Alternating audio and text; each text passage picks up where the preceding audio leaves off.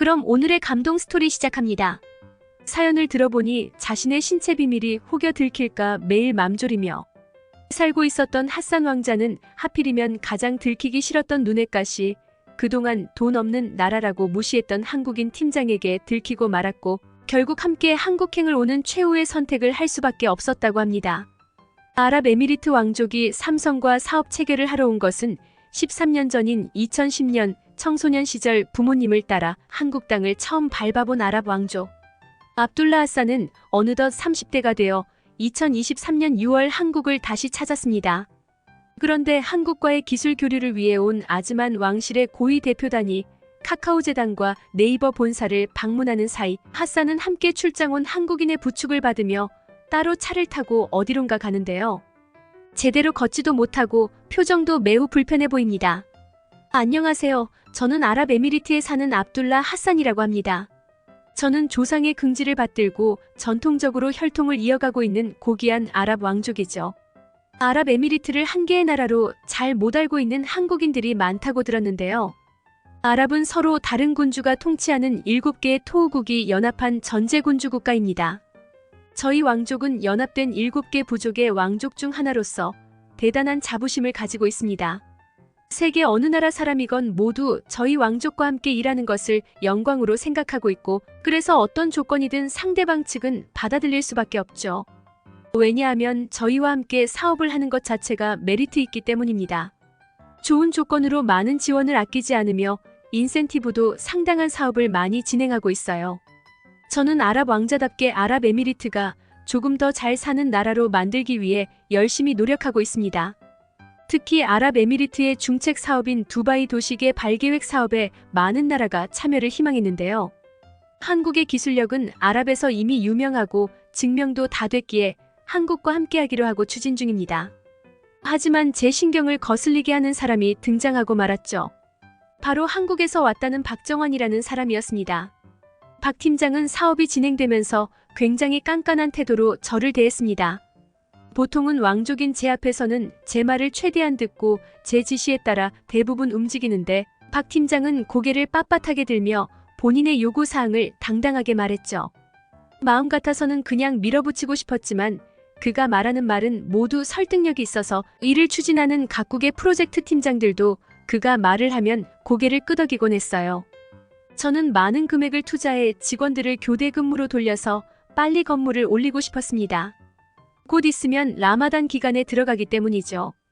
라마단 기간에는 제 아무리 왕족이라도 근로자들에게 무작정 일을 시킬 수 없으므로 아랍의 공사 대부분은 라마단 기간 전에 끝냅니다. 다른 나라의 팀장들은 지당한 말씀이라면서 당연히 그렇게 해야 한다는 분위기였는데요. 하지만 한국의 박 팀장은 그렇게 하면 인명사고도 발생할 수 있고 근로자가 충분히 쉴 수 없어서 절대 반대했죠.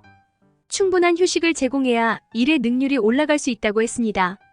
그러면 사고 위험도 줄이고 훨씬 더 빠른 작업이 가능할 수도 있다고 했는데요.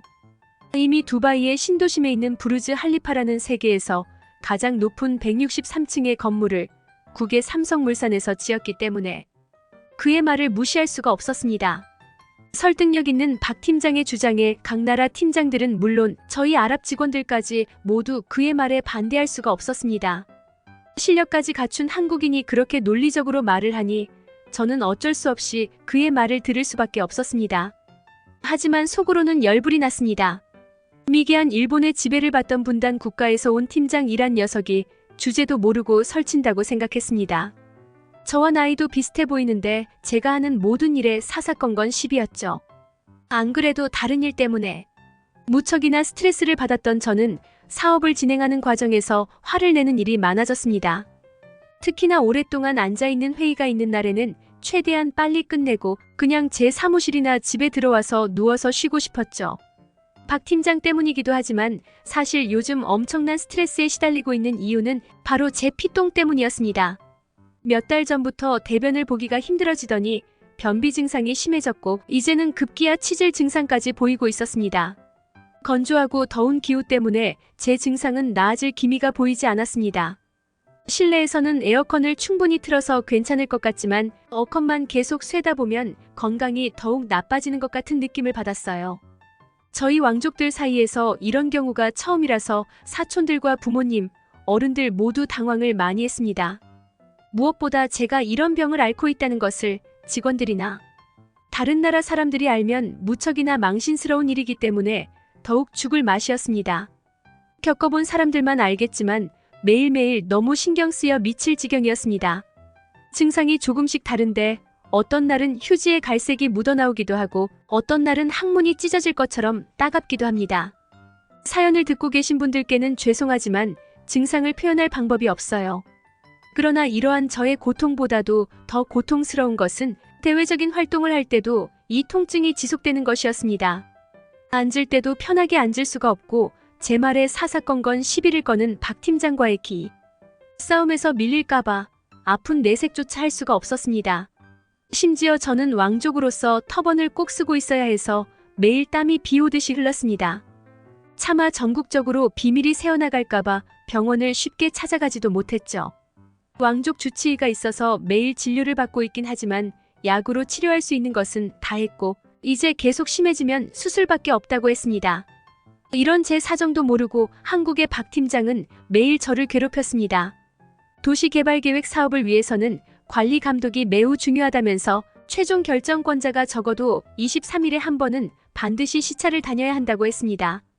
그래서 저를 굳이 매번 공사장으로 불러냈죠. 그래야 직원들도 힘이 나고 언제나 긴장된 상태로 일을 하기 때문에 실수의 위험도 줄어든다고 했습니다.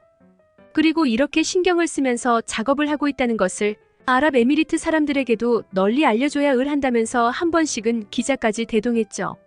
아랍에미리트의 특성상 바람이 강하게 불기 때문에 옷이 펄럭이면서 제 아랫도리가 더욱 신경 쓰이게 했습니다. 정말 미칠 노릇이었죠. 직원들이 아니라 제가 긴장을 하게 되니 저는 좀 더 신경질적으로 변할 수밖에 없었습니다. 안 그러려고 하는데 말이죠.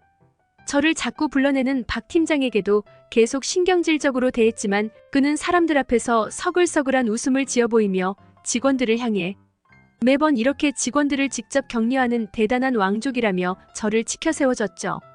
이렇게 매번 해주는 덕분에 일하는 사람들의 사기와 능률은 오르고 제 인지도는 높아졌습니다. 차마 싫어할 수도 없는 묘한 매력의 소유자였던 거죠. 그러던 어느 날 무척이나 더운 날씨였습니다. 너무 더워서 엉덩이에서까지 땀이 주르륵 흐르는 날인데도 현장 시찰을 나갔습니다. 평소처럼 공사 현장을 시찰 다니며 구석구석 살피다가 너무 더워서 숙소로 향했는데요. 엉덩이에 땀이 똥구멍에 들어갈 것 같아 불안한 저는 재빨리 숙소로 들어오자마자 옷을 벗어 던지고 하체의 통풍을 위해 소파에 편하게 앉았습니다. 불안함이 사라지니 시원한 기분이 들었죠. 그런데 바로 그때였습니다. 누군가가 문을 열고 들어온 것이죠. 바로 제 눈의 가시였던 박 팀장이었습니다.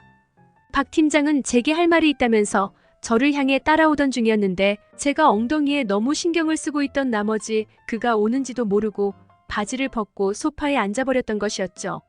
서로 당황해 아무 말도 못하고 있을 때 박 팀장은 재빨리 문을 잠갔습니다. 그리고 나라의 중요한 일을 하시는 분이 이렇게 증상이 심한데 이걸 숨기느라 얼마나 애쓰셨냐면서 빨리 치료하는 게 나아 보인다고 이야기했습니다. 바로 박 팀장은 어디론가 전화를 걸었습니다. 그리고 저에게 이렇게 물었죠. 우리 회사에 유능한 의사가 파견 나와 있는데 일단 한번 만나보시라고 말이죠. 그런데 그때까지만 해도 저는 그런 것보다 다른 사람이 아닌 박 팀장에게 제 비밀을 들켰다는 것이 너무 수치스러웠고 이 부위를 진료하고 치료할 생각을 하니 그것도 너무나 수치스러웠습니다. 그래서 박 팀장에게 당장 나가라고 소리쳤고 제 비밀을 말하고 다니면 뒷감당은 알아서 하라며 엄포를 놓았죠. 하지만 그는 굴하지 않고 저를 설득했습니다. 당신의 몸은 나라의 것이지 한 사람, 개인의 것이 아니라면서 말이죠. 저는 분노의 감정 때문에 이성을 잃었지만 그 말을 듣고 잠시 고민을 할 수 있었습니다. 일단 왕족의 주치의가 할 수 있는 것은 다 했고 아랍의 병원을 갈 용기는 없었기 때문에 잠깐 생각할 시간을 달라고 했습니다. 그는 잠시 문 밖에서 기다리고 있겠다고 했고 저는 고민을 마친 뒤 그의 조언에 따르기로 했죠. 그리고 1시간 뒤 한국의 의사는 제 숙소로 찾아왔습니다. 의사는 이 건조하고 더운 나라에서 계속 걸어다니면서 통풍도 되지 않는 옷까지 입고 있으면 절대 안 된다고 이야기했습니다. 그리고 생각보다 증상이 오래된 것 같다면서 하루빨리 치료하지 않으면 더 큰 병이 될 수 있다고 했어요. 왜 지금껏 병원에 가지 않았는지, 이렇게 방치하면 절대 안 된다고 저를 달래듯 이야기했죠. 결국 그 한국인 의사의 차분한 언변에 제 속 이야기를 털어놓게 되었습니다. 제 이야기를 모두 들은 박 팀장은 그렇다면 자신과 같이 한국으로 가자고 했죠. 한국에서 치료를 받으면 다른 왕족귀에 들어갈 일도 없고 사람들에게도 들키지 않는다고 했습니다. 그리고 한국의 의료기술은 이미 세계 정상급이기 때문에 잘못될 일도 없다고 했어요. 저는 순간 고민에 빠졌죠. 뛰어난 실력을 자랑하는 왕족 주치의도 온갖 약을 동원해 제 증상을 잡지 못했는데 머나먼 나라까지 간다고 이게 변할 수 있을까 싶었습니다. 그런데 13년 전 고등학생 때 부모님과 친척들을 따라 한국에 갔던 일이 떠올랐습니다. 그때 친척 중 한 분이 허리가 불편해서 한국을 방문해서 치료했는데 무척 만족했다는 얘기를 했었죠. 마침 왕족 비서에게 알아보니 일주일 뒤에 한국과의 기술 교류가 있다며 왕족 일행이 서울에 방문할 계획이라고 했습니다. 저는 그때 일행과 함께 기술 교류단의 일원으로 방문해서 병원에 가면 되겠다고 생각했고 박 팀장에게 계획을 이야기했습니다. 그는 좋은 생각이라며 그 일정에 맞게 한국에서 유능한 학문 전문 의사를 미리 알아보겠다고 했습니다. 저는 공사 일은 가장 믿음직스러운 직원에게 맡겨놓고 기대하는 마음으로 한국으로 향했습니다. 어릴 적 방문했던 한국의 이미지는 사실 잘 생각이 안 났는데 공항에 딱 내리자마자 굉장히 놀랐습니다. 한국에 내렸을 때의 이미지는 엄청나게 세련된 느낌이었습니다. 아랍의 공항보다 깔끔하고 관리가 잘 된 것으로 보였습니다. 우리는 왕족이기 때문에 한국에서 준비한 의전에 따라서 이동하기로 되어 있었습니다. 그러나 박 팀장과 저는 슬그머니 일행을 빠져나와 그가 예약해둔 병원으로 향했습니다. 가는 길에 많은 생각이 교차했습니다. 내가 그토록 싫어하던 박 팀장을 따라 여기를 오다니 그의 말을 듣기를 잘한 것일까? 만약에 잘 치료가 되지 않으면 정말 무슨 망신일까? 등등 말이죠. 하지만 제 걱정은 병원에 도착한 지 30분 만에 말끔하게 해결됐습니다. 한국 의사는 제 항문을 보더니 이 정도면 꽤 고통스러웠을 것인데 어떻게 참았느냐면서 생각보다 오래 참은 것 같다고 했습니다. 심각한 수준으로 볼 수도 있지만 여기서 치료 후 회복에만 전념하면 3일이면 충분히 다 나을 수 있다고 했죠. 시간이 없는 저에게 딱딱 요점만을 말해주는 한국 의사의 말은 신뢰가 가기 시작했고 저는 최대한 신속하고 절대 재발하지 않도록 잘 치료해달라고 했습니다. 리가슈어라는 기계를 통해서 하는 수술을 권했고 이 수술은 통증이 상대적으로 적고 회복이 빨라서 제 상황에 적합하다고 안내해 주었습니다. 저한테는 무척 심한 증상이었지만 수술은 생각보다 빨리 끝났습니다. 무려 25분 만에 말이죠. 수술이 끝나고 하루 정도는 안정하는 것이 좋다고 해서 바로 특실로 이동해서 편안하게 회복을 했죠. 병원의 시설도 두바이만큼 무척 좋았고 의사 선생님도 굉장히 친절했습니다. 회복하면서 누워있으면서 왜 진작 이렇게 치료하지 않았을까 생각했습니다. 결국 박 팀장의 말을 듣기 잘한 거죠. 다른 수술 방법에 비해 리가슈어 방법은 부분 마취에다가 금식도 필요 없고 심지어 입원을 안 해도 돼서 하루 안에 수술과 퇴원까지가 다 가능하다고 하니 한국의 의료기술에 정말 놀라지 않을 수가 없었습니다. 수술 당일 의사 선생님은 저한테 와서 그래도 며칠간은 병원에 머무르면서 최대한 회복에 전념하시길 권했습니다. 일행의 일정이 끝나면 함께 비행기를 타고 귀국해야 하므로 그때까지는 최대한 회복을 해야 하기 때문이죠. 저는 이번 한국 방문의 목적이 이것이었기 때문에 그러겠다고 했습니다. 간호사가 와서 회복을 위한 방법을 알려주었는데 좌욕이라는 것이 있었습니다. 한국에는 정말 없는 게 없었어요. 좌욕을 위한 기구와 케겔 운동을 위한 전동기구 등을 알게 되었고 아랍에 가져가기 위해서 가장 좋은 제품으로 구입했습니다. 왕족의 다른 가족들 선물용으로도 구입했어요. 여자에게도 좋다고 하더라고요. 며칠이 지나고 한국을 떠나기 전 마지막 진료를 받는데 의사는 웃으면서 회복이 잘 될 것 같으니 석 달 뒤에 다시 한번 오라고 했습니다. 원래는 한 달 뒤에 다시 와서 봐야 하는데 수술 후 회복하면서 매일 잘 살펴봤고 특별히 신경을 많이 써드렸기 때문에 괜찮을 것 같다고 했습니다. 혹시나 무슨 일이 있으면 전용기를 이용해 한국으로 바로 오실 수 있도록 그리고 방한 일정을 마친 일행들과 함께 다시 아랍으로 발길을 돌렸습니다.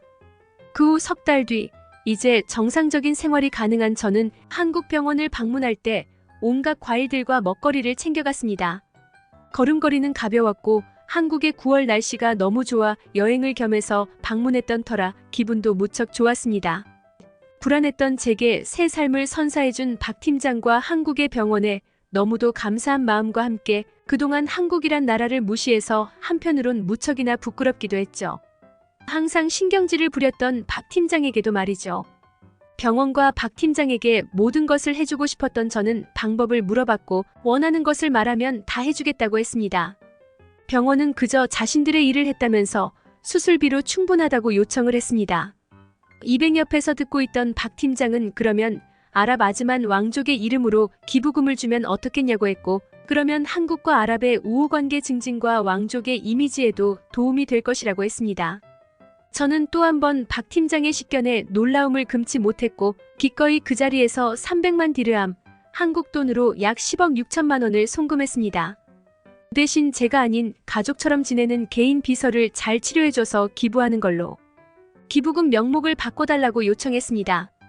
제 고통도 말끔히 치료하고 더불어 어려운 환자들에게 좋은 일까지 할 수 있어서 내심 뿌듯했죠. 제 인생에 잊지 못할 순간을 선사해준 박 팀장과 한국의 병원에 이 자리를 빌려 다시 한번 고맙다는 말을 전합니다. 혹시나 아랍인들 중에 저와 같은 고민이 있는 사람들은 멀더라도 한국의 병원에 방문해보는 것을 추천해드립니다. 아랍 왕자가 말 못할 질병으로 고민하다가 서울의 학문외과를 방문하여 하루 만에 말끔히 나은 사연이었습니다. 듣기 주셔서 감사합니다. 오늘의 영상은 이게 전부입니다. 모두가 건강하길 바랍니다.